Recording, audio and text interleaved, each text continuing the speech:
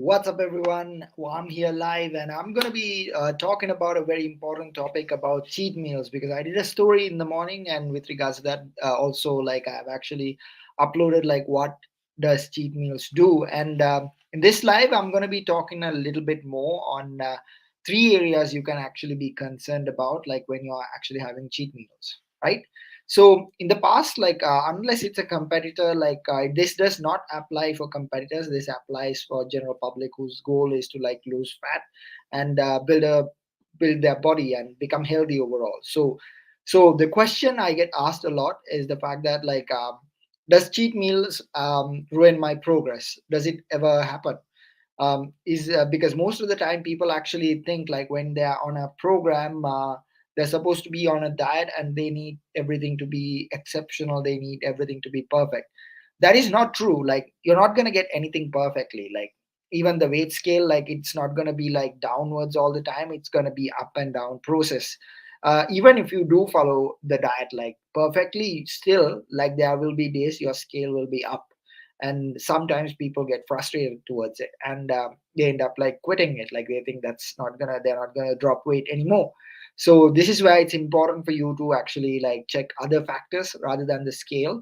Don't just rely on the scale to like in a fat loss journey to see your progress, because sometimes because I just had a client in the morning like who was actually stuck in the same weight, but his clothes were fitting like which he could not fit in like 2 weeks ago. So that's actually still progress. And if the sleep isn't actually like going right, that could be one of the reasons why like your scale isn't dropping as well.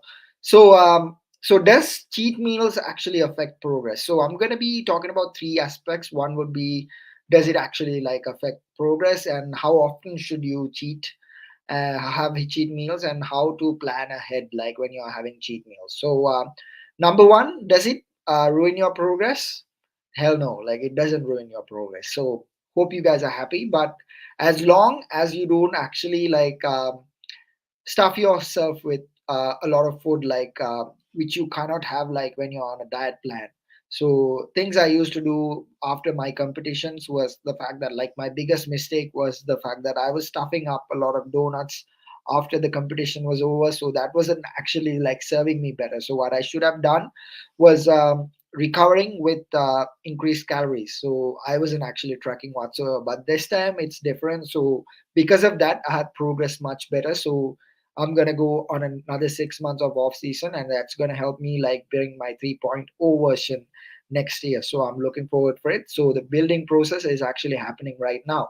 So cheat meals, you can have it. Like it's not a problem. It's not a big deal. But like one thing you need to be concerned about is like not stuffing like a lot of donuts like the way I used to do when you're on a diet. Like most of the time,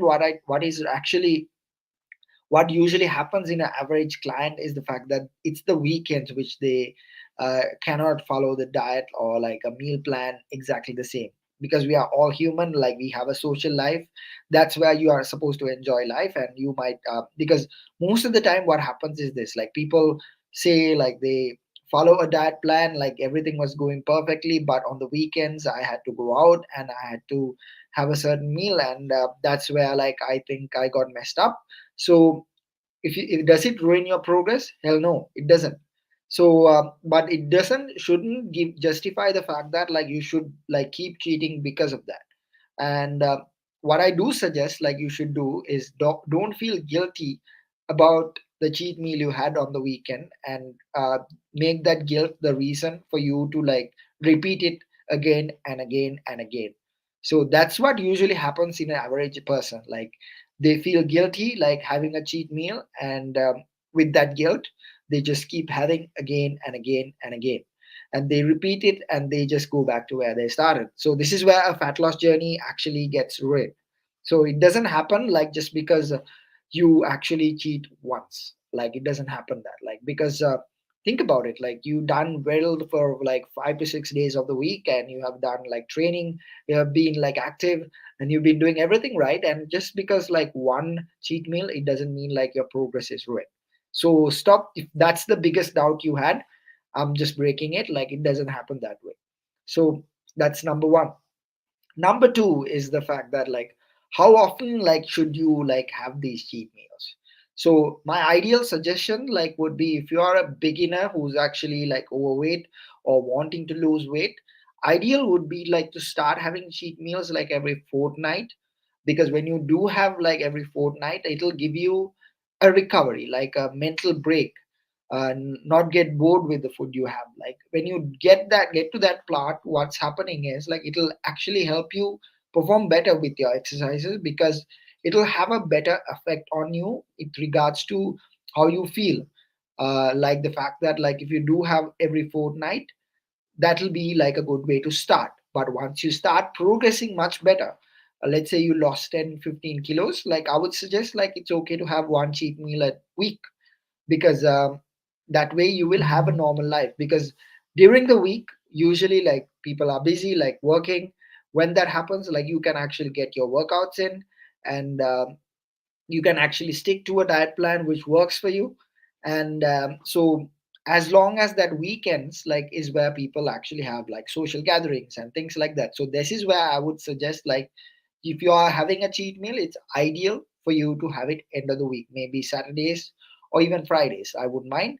But as long as you don't actually repeat it the next day, just like I said, like feeling guilty or anything like that. So weekends are like usually the ideal way, like to cheat, because you have already gotten workouts, you have already been active throughout the day, you have already, considering you have done all of these things. So when you have done all of those things, you don't need to like feel guilty about having a cheat meal on the weekends.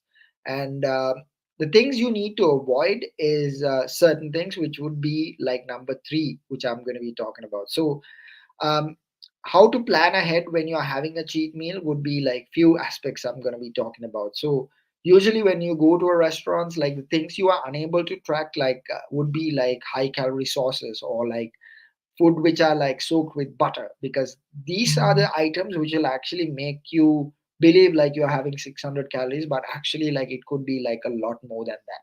So you underestimate it. Like when this is where like your average calorie breakdown at the end of the week will not be a deficit, because you are like have you're predicting certain things are like at a certain calories, but it's not actually that. So yesterday we spoke about three fat loss diet approach you can use.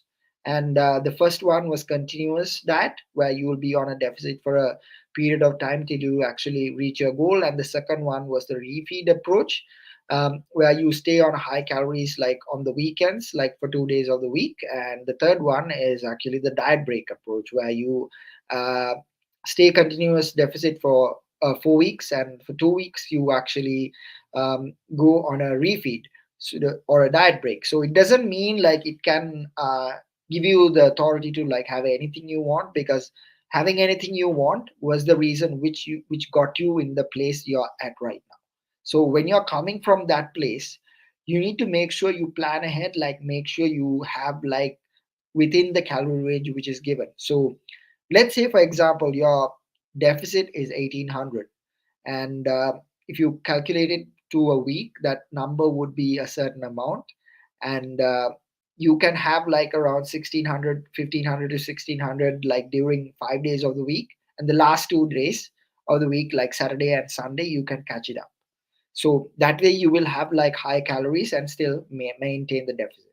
So that would be a ideal way to go, which this way like you will lose fat mass much better than losing muscle mass together. So this way would be the ideal way for you to like go ahead in a fat loss journey. So how you are supposed to plan ahead would be like this way. The things I used to do was this, and it still works. So why, when you are eating out like on a certain day, like have a certain number, like let's say assuming your calories you're supposed to have on that day is like 2000, and aim for like something around 1000, and reduce the intake like during the day. And when you do that, it'll leave you more calories like when you're having the cheat meal at the end of the week. And avoid things which are like high calorie sources. This is where like things like steak, or um, things like steak would be like ideal, like because that way like you won't actually get calories from the sources or anything, like you will avoid those things. And also like avoid like having like drinks which are like sugary, like this is where I would suggest like you can have a diet coke or any sugar free drinks, because that would be ideal for you to like have less calories and have more calories with food. So just like I said, like the three strategies you, so like I said, like at the beginning, cheat meals don't ruin progress. So if you think like cheat meals actually ruin your progress, it doesn't. And scale isn't the only way you can actually measure progress. If your clothes are fitting, which you were not able to fit before, that means you're still making progress, even though the scale isn't dropping. And the other thing I wanted to address was the fact that like you can cheat like every fortnight or like every week based on where you're at in your fitness journey. And number three, you need to do is plan ahead and make sure you have within the range you're supposed to have. So that's it. That's all. Hope you got value out of this live. So telling it one more time, cheat meals do not ruin your progress. It'll actually still, it'll give you a mental break for you to even move forward the next day. So one of the strategies I use is actually in my current routine was be the fact that like if I'm having a cheat meal, I would have it like the day before my deadlift day. So when I do that, like I actually like that's one of my secrets, which is helping me like pull 190, 195 deadlifts, because I have a high calorie meal the day before, and the next day I actually train my at my highest intensity. So that's another way to go, and you can actually do a lot of things with these uh, tools which we give you, because this will actually help you become your better version in the long run. So have a great day, guys. Enjoy the rest of the day, and hope this was valuable. We'll be coming back live one more time and a few more times this week, and gonna give you more value as well. So have a great day. Enjoy the rest of the day, and have the best day ever.